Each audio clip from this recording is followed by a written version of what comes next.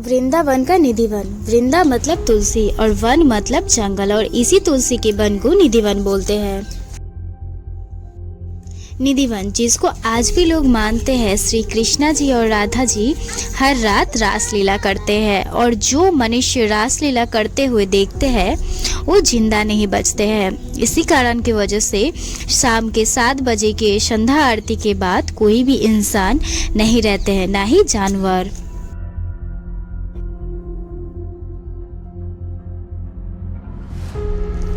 निधिवन एक तुलसी का पेड़ का वन है, जो कि माना जाता है आज से करीबन 6500 वर्ष पहले 10 किलोमीटर का डायमीटर में फैला हुआ था, और उसी जगह को लोग बोलते हैं वृंदावन।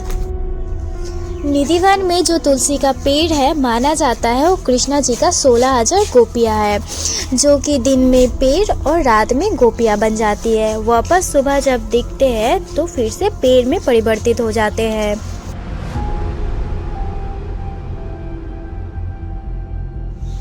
इसलिए यहाँ रात में ना इंसान ना जानवर रुकते हैं, यहाँ तक कि रात में पुजारी जी भी यहाँ से चले जाते हैं। निधिवन के जो तुलसी का पेड़ है उनके शाखाएं एक दूसरे के साथ जुड़े हुए हैं। ऐसे जुड़े हुए पेड़ आपको सिर्फ वृंदावन के निधिवन में दिखने को मिलेगा, और दुनिया में कहीं ऐसे पेड़ आपको नहीं दिखने को मिलेगा। यहाँ लगे वृक्ष की शाखाएं ऊपर की ओर नहीं बल्कि नीचे की ओर बढ़ती है। ये पेड़ ऐसे फैले हैं, रास्ता बनाने के लिए इस पेड़ों को डंडे के सहारे रोका गया है। दोस्तों, यहाँ पे रंग महल मंदिर है। रंग महल में रात को कपड़े भोजन रखा जाता है, बिस्तर भी लगाया जाता है, जो कि सुबह होने पे बिखरा हुआ मिलता है। देखने से ऐसा लगता है कि रात को यहाँ पे कोई खाना खाए हो और आराम किया है। माना जाता है कि श्री कृष्ण जी रासलीला के बाद इधर आराम करते हैं और भोजन करते हैं। सुबह 5 से 6 बजे के बीच निधिवन के द्वार भक्तों के लिए खुला जाता है, और पंडित जी रंग महल की 7 ताला आपके सामने खोलकर श्री कृष्ण द्वारा इस्तेमाल किया गया सामान सभी को दिखाते हैं। लेकिन जो है जैसा है, इसका नज़ारा खूबसूरत है, अकल्पनीय है, अद्भुत है।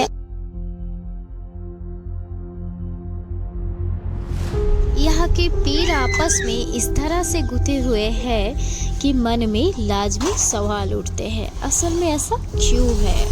निधिवन के पास में घरों को देख के जरूर ये सवाल आता है कि इन घरों की छत या बालकनी से रातों की दृश्य कैसे होती होगी, और क्या इसे देखा जा सकता है? सूर्यास्त के बाद निधिवन में इतना ज्यादा अंधेरा हो जाता है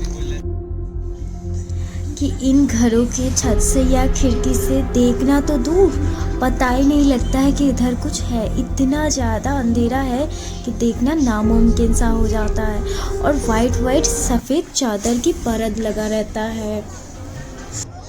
इसलिए निधिवन के साइड में जो घर है, इनके जो मालिक है वो अपने दरवाज़ा खिड़की जो है सब बंद करके रखते हैं।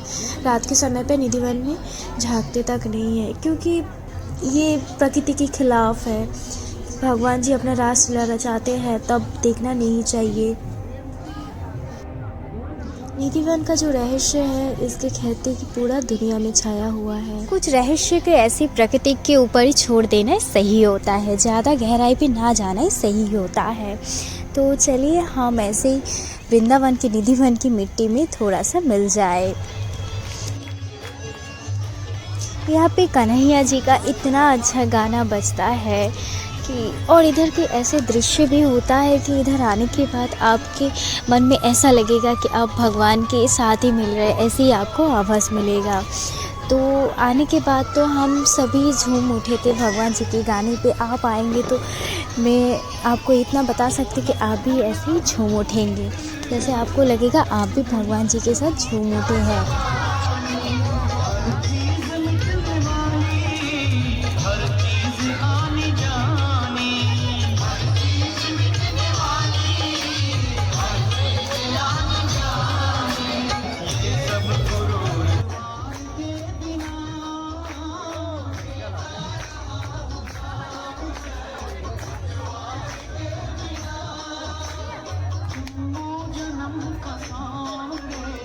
निधिवन की जो मिट्टी है बहुत ही ज़्यादा पवित्र माना जाता है इधर, इसलिए इधर जो भी भक्त आते हैं इधर की मिट्टी थोड़ा सा करके अपने घर में लेके ज़रूर जाते हैं, क्योंकि इसको बर्ज का मिट्टी बोलते हैं।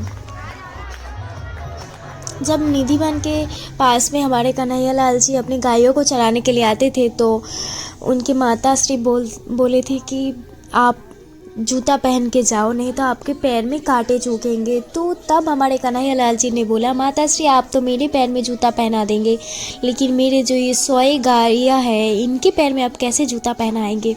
इसलिए निधिवन की मिट्टी जो है बहुत ही ज़्यादा पवित्र माना जाता है और कोई कांटा भी नहीं रहता इस इतने बड़े से निधिवन में।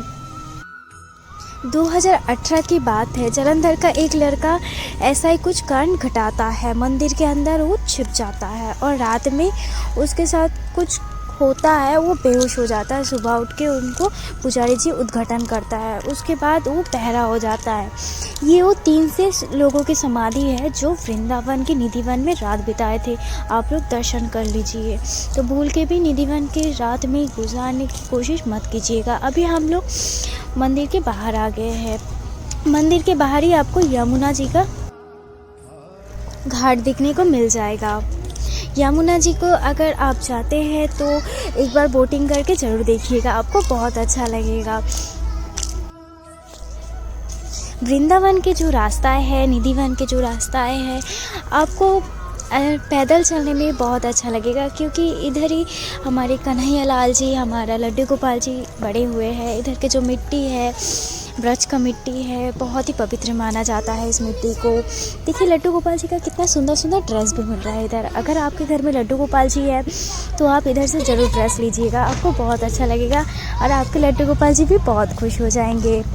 मैं तो जब भी आती हूँ तब भी बहुत सारे ड्रेसेस ले जाती हूँ। देखिए कितना सुंदर है सब कुछ, मुझे तो पर्सनली बहुत अच्छा लगा। आप भी ज़रूर आइए वृंदावन, ब्रज का मिट्टी का आप भी आनंद उठाइए। बोला जाता है वृंदावन निधिवन का जो मिट्टी होता है वो बहुत ही ज़्यादा अच्छा होता है, क्योंकि जब हमारा कन्हैया लाल जी छोटा था तब उनको गाय को चराने के लिए यही मिट्टी पे आते थे, खाली पैर, नन्हे पैर पे आते थे अपनी गायों को चराने के लिए। तो इसी कारण की वजह से वृंदावन की मिट्टी को बहुत ज़्यादा पवित्र माना जाता है।